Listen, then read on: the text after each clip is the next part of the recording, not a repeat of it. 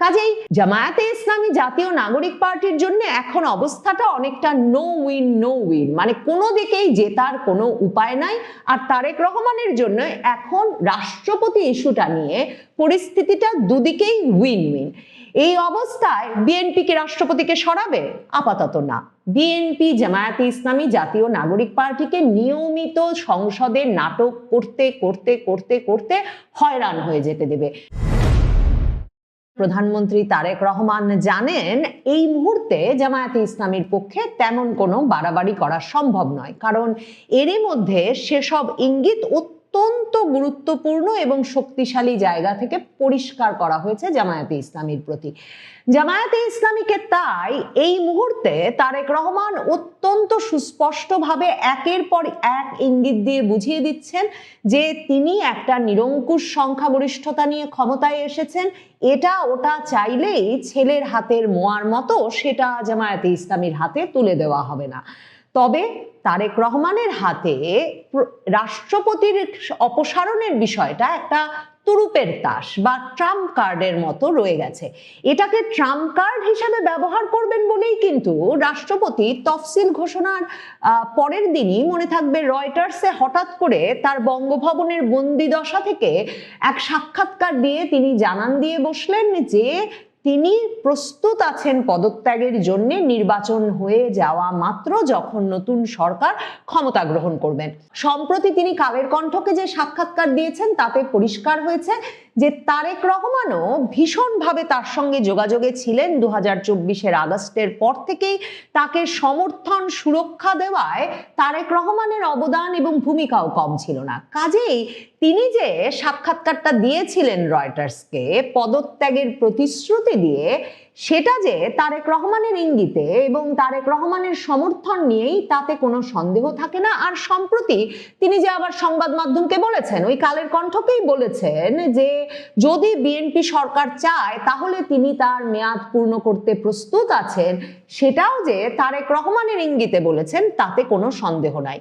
একদিকে প্রধানমন্ত্রী তারেক রহমান প্রস্তুত রেখেছেন রাষ্ট্রপতি শাহাবুদ্দিন চুপ্পুকে যাতে প্রয়োজন হলেই তিনি পদত্যাগ পত্র দেন এবং বিনা ঝামেলায় সরে যান। বিনিময়ে নিশ্চয়ই প্রধানমন্ত্রী অন্তত নাহিদ ইসলামরা যেমনটা চান তাকে গ্রেফতার করা, তার বিচারের মুখোমুখি করা, সেটা থেকে হয়তো তাকে রক্ষা করবেন তারেক রহমান।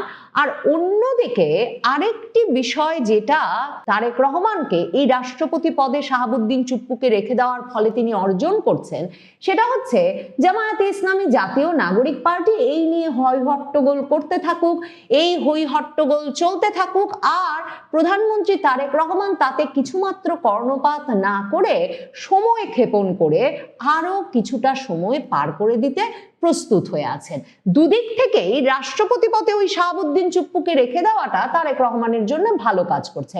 সংসদ গরম করুক চাইলে জামায়াতে ইসলামী, রাজপথ এই মুহূর্তে গরম করার কোনো সক্ষমতা যে জামায়াতে ইসলামীর কিংবা জাতীয় নাগরিক পার্টির নাই, সেটা বিএনপি মানে দশকের পর দশক ধরে বাংলাদেশের রাজপথে আন্দোলন আর সংসদ উত্তপ্ত রেখে নিশ্চিতভাবে জানে। কাজেই সংসদে তারা যা দেখিয়েছে সংসদ অধিবেশনের প্রথম দিনে, সেটা করে যেতে দেওয়াই তারেক রহমানের এক রকমের একটা অনুগ্রহ, এক রকমের একটা পরিকল্পনা আপাতত। এবং সে কারণেই তারেক রহমান কিন্তু বিএনপির সংসদ সদস্যদের সাথে অধিবেশনের আগের দিন যে প্রস্তুতি সভা করেছেন সেখানেও তিনি বিএনপির সংসদ সদস্যদেরকে এক রকমের নির্দেশনাই দিয়ে রেখেছেন যে তারা মার্জিত থাকবেন, তারা সংসদকে শুধু শুধু উত্তপ্ত করবেন না, একটা বাক বিতণ্ডার জায়গায় নিয়ে যাবেন না। এবং যে কারণে সংসদে জামায়াতে ইসলামীর এহেন ব্যবহারের কোনো পাল্টা ব্যবহার দেখা যায়নি প্রথম দিনে। আর জামায়াতে ইসলামীকে ওষুধ দিয়ে গেছে আমেরিকা। তারেক রহমানের কাছে সে খবর সবচেয়ে পাকাপাকি ভাবে আছে, যেহেতু খবরটা আপনার আমার কাছেও আছে, সংবাদ মাধ্যমেই প্রকাশ হয়েছে। সৈয়দ মোহাম্মদ তাহের সহ জামায়াতে ইসলামীর প্রতিনিধি দল আমেরিকার দক্ষিণ ও মধ্য এশিয়া বিষয়ক সহকারী পররাষ্ট্রমন্ত্রী, অত্যন্ত উচ্চপদস্থ কর্মকর্তা পররাষ্ট্র মন্ত্রণালয়ের, এই অঞ্চলের জন্য ভীষণভাবে গুরুত্বপূর্ণ সেই নেতা যখন ঢাকায় এলেন, তার সঙ্গে সাক্ষাৎ শেষে বেরিয়ে সংবাদ মাধ্যমকে বলেছেন যে পল কাপুর সরাসরি তাদেরকে বলেছেন বলেছেন সংসদকে কার্যকর করতে একটি কার্যকর এবং সক্রিয় বিরোধী দলের ভূমিকা পালন করতে। এবং পল কাপুর তাদেরকে বলেছেন যে ডেপুটি স্পিকার পদ নেওয়ার ব্যাপারে তারা কি ভাবছেন।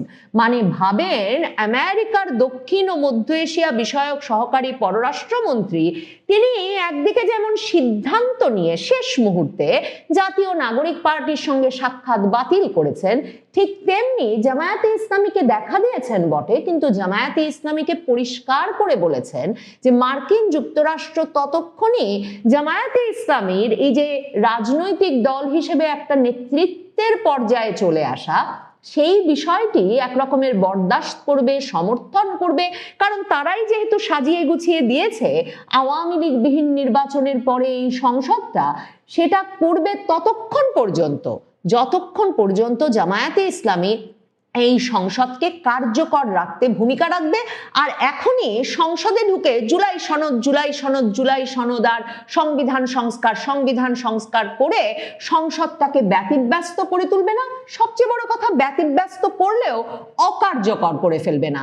যে কারণে জুলাই সনদের সবচেয়ে বড় প্রবক্তা জাতীয় নাগরিক পার্টির সঙ্গে কিন্তু দেখাই করেন নাই পল কাপুর, এবং জামায়াতে ইসলামীর সঙ্গে দেখা করেও সংস্কার প্রস্তাব, সংবিধান সংস্কার পরিষদে যে তারা শপথ নিলেন, বিএনপি যে নেয় নাই, এসব নিয়ে জটিলতা নিয়ে কোনো কথা বলেন নাই। তিনি বলেছেন সংসদ কার্যকর করতে হবে প্রধান বিরোধী দল হিসেবে জামায়াতে ইসলামীকে, এবং তিনি বলেছেন বরং জামায়াতে ইসলামী যেন সক্রিয় ভূমিকা রাখতে, বিএনপি যে তাদেরকে একটা প্রস্তাব দিয়েছে ডেপুটি স্পিকারের পদটা নিয়ে নিতে, সেটাও যাতে নিয়ে নেয়।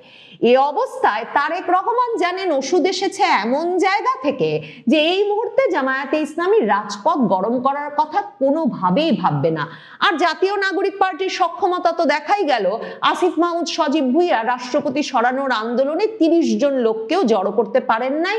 আর জামায়াতে ইসলামী যখন বলেছিল যে সংবিধান সংস্কার পরিষদের শপথ নেয় নাই বিএনপি, আমরা সংসদ সদস্য হিসেবেই শপথ নেব না, এবং শপথের দিনেই বিক্ষোভ ডেকে বসেছিল বাইতুল মোকাররমের গেইটে, মানে তাদের পরিচিত জায়গা, যে জায়গায় তারা সাধারণত গেলেই কয়েকশো লোক জড়ো করে ফেলতে পারে, সেখানেও শেষ পর্যন্ত তারা বিক্ষোভটি বাতিল করেছিল, কারণ রাজপথে এই ইস্যু নিয়ে যাওয়ার এখন তাদের শক্তিশালী পক্ষগুলোর কাছ থেকে অনুমোদনও নাই এবং তাদের সামর্থ্যও নাই।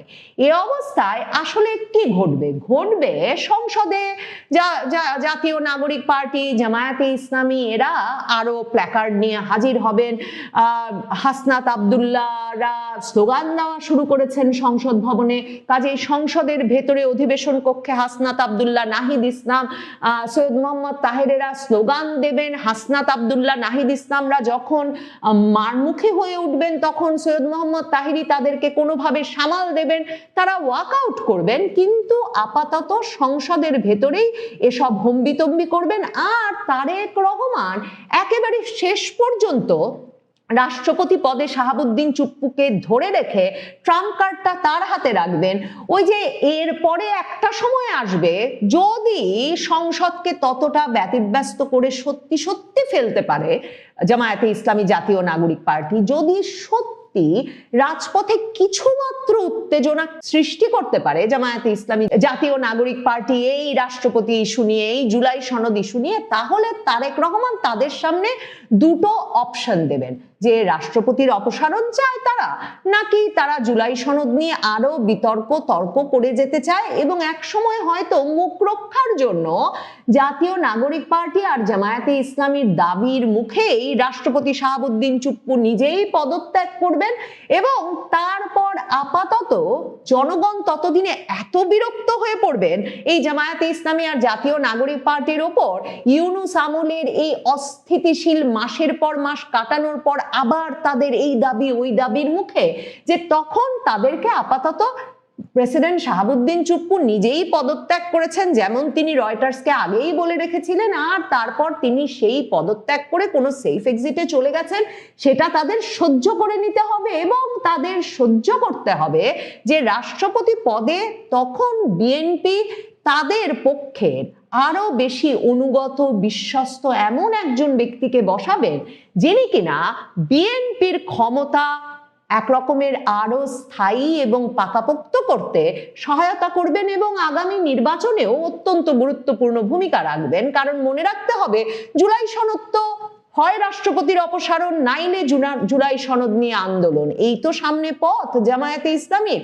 তাহলে জুলাই সনদ বাস্তবায়ন না হলে এই যে জামায়াতে ইসলামীর আইনজীবীরা, শিশির মনিরেরা, সৈয়দ মোহাম্মদ তাহেরের মতো নেতারা দিনের পর দিন বসে ফ্যাসিস্ট যাতে কোনো প্রধানমন্ত্রী না হতে পারেন, কাজেই রাষ্ট্রপতি আর প্রধানমন্ত্রীর মধ্যে ভারসাম্য আনার যেসব যুক্তি তর্ক করে যেসব ক্ষমতা রাষ্ট্রপতির হাতে তুলে দিয়েছিলেন, বিএনপি যখন শাহাবুদ্দিন চুপ্পুকে অপসারণ করে নতুন রাষ্ট্রপতি বসাবে, তখনও তো সেই ভারসাম্য আসে নাই সংবিধানে। তার মানে তখনও এমন একজনই এসে রাষ্ট্রপতি পদে বসবেন যিনি শুধুমাত্র বিএনপিরই লোক এবং শুধুমাত্র বিএনপি এবং বিএনপির প্রধানমন্ত্রী মানে বাংলাদেশের প্রধানমন্ত্রী তারেক রহমানেরই অনুগত লোক। কাজেই জামায়াতে ইসলামী জাতীয় নাগরিক পার্টির জন্য এখন অবস্থাটা অনেকটা নো উইন, মানে কোনো দিকেই জেতার কোনো উপায় নাই। আর তারেক রহমানের জন্য এখন রাষ্ট্রপতি ইস্যুটা নিয়ে পরিস্থিতিটা দুদিকেই উইন। এই অবস্থায় বিএনপি কি রাষ্ট্রপতিকে সরাবে? আপাতত না। বিএনপি জামায়াতে ইসলামী জাতীয় নাগরিক পার্টিকে নিয়মিত সংসদে নাটক করতে করতে করতে করতে হয়রান হয়ে যেতে দেবে। বিএনপি কি মনে করছে জামায়াতে ইসলামী এই মুহূর্তে রাজপথে একটা আন্দোলন জমিয়ে ফেলতে পারবে? কোনো কারণ নাই। জামায়াতে ইসলামী জাতীয় নাগরিক পার্টিও জানে লোক জমানোর কোনো সামর্থ্য এই মুহূর্তে তাদের নাই। আরো নাই এই কারণে যে জাতীয় নাগরিক পার্টি যে 6-7টা সিট পেয়ে গেছে, সেই সংসদ সদস্যরা নিশ্চিতভাবেই সংসদ সদস্য হিসেবে মেয়াদ পূর্ণ করে তাদের নিজ নিজ এলাকায় স্থায়ী হয়ে সংসদে এবং রাজনীতিতে একটা স্থায়ী জায়গা করে নিতে চান। মানে এক ধাক্কায় এই যে তারা এমপি হয়ে গেলেন একটা ভাগাভাগির নির্বাচনে, এই জায়গা থেকে তারা এত সহজে সরে গিয়ে নিজেদেরকে রাজনীতি থেকে এক রকমের নিজেরাই অপসারণ করে ফেলার মতো বোকামি করতে তারা প্রস্তুত নন। দেখেন, জামায়াতে ইসলামী একাই 70-এর মতো আসন পেয়েছে। জামায়াতে ইসলামের জন্য এত বড় জয় এবং সারা দেশ জুড়ে জামায়াতে ইসলামীর নেতৃবৃন্দ পুরো সংসদ নির্বাচনের সব এলাকাতেই দ্বিতীয় সর্বোচ্চ ভোট পেয়েছে, মানে জামায়াতে ইসলামীর সমর্থিত প্রার্থীরা।